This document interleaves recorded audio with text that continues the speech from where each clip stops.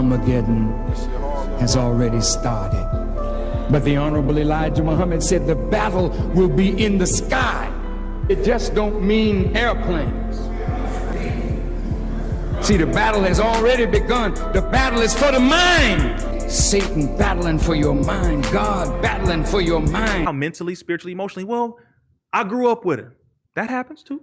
I grew up with children. Okay, that happens. Like there are different. See, the thing is, it is a reality where a lot of brothers get successful. You get a little bit of money and then you start getting rich and you go up there, you get your contract, signing party, NBA, etc. And this white girl comes up and starts finishing your sentences. She knows so much about you all of a sudden. You really think that she wasn't sent? So let me say this, bro.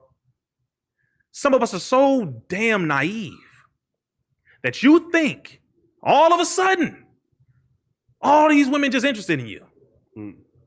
I'm just saying specifically for those. Yes. You wasn't interesting before to them. Now you get money and some fame.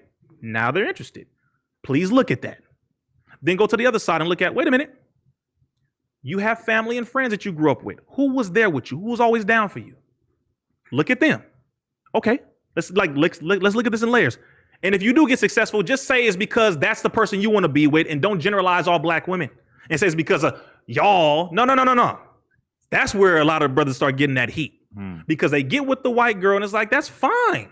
But then they compare her to the black women generally. And it's like, oh, just say because that's what's best for you. But don't generalize all the black women, bro, because if you want to go historically and up to the present, the white woman was worse than the white man when it came to black men. Let's make that very clear.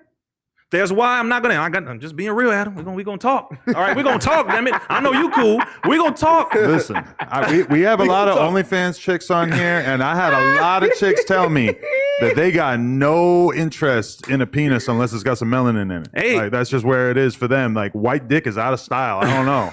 Wow, I mean, you out of style, dog. No, I'm still cool, but the average, you know. Adam said, not me, the other white guys. No, but it's real. It's a real thing. So, and vice versa, brothers. We just have to stop generalizing. That's all. If you get with who you get with, say it's because that's what you wanted or who you wanted.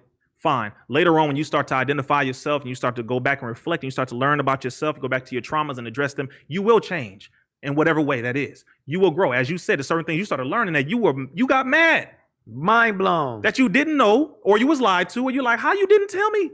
This is what happens to all of us. One thing stuck out was Mansa Musa. I stopped watching. I paused it. Come on, brother. Like, what? You like, that can't be real. That can't be real. Mansa Musa, King of Mali, richest man to ever live. The one who they fashioned King T'Challa of Black Panther after. He was the richest human being to ever live. King T'Challa in the comic books worth $90 trillion, more than Iron Man, more than Batman, you name it, etc. Richest person on the planet Earth. King T'Challa. I can't count Jeff Bezos and the rest of them because it's with fiat money for the most part. Just to be clear, with the whole white thing, if you hate me, which I know you don't, I'm marrying a black woman because that's what I want. We don't advocate for it because, again, we were not allowed to really love that woman. They would sell her to another plantation. They would whip her. They would whip us. They would tar and feather us. They would sell our children to another plantation. Even later on into the early 1900s, if I showed love and interest to a black woman, I got beat up. A lot of different things happened. When the families worked together, the women's liberation movement came in because she needed more numbers, so she recruited the black women for it. It had nothing to do with us. We were fighting for civil rights as black men, women, children, and families to be treated as human beings. You wanted to get some rights against and away from your white man. So you came and convinced the black woman to join your movement. I ain't mad at you.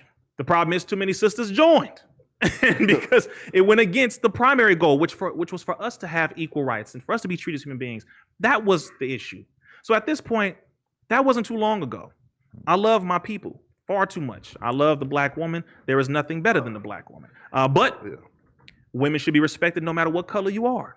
And if you choose to be with a woman of whatever color, culture, persuasion, that's your choice. Just do not try to swing over here and tell me who I should be with when it comes to being with the black woman. That's all.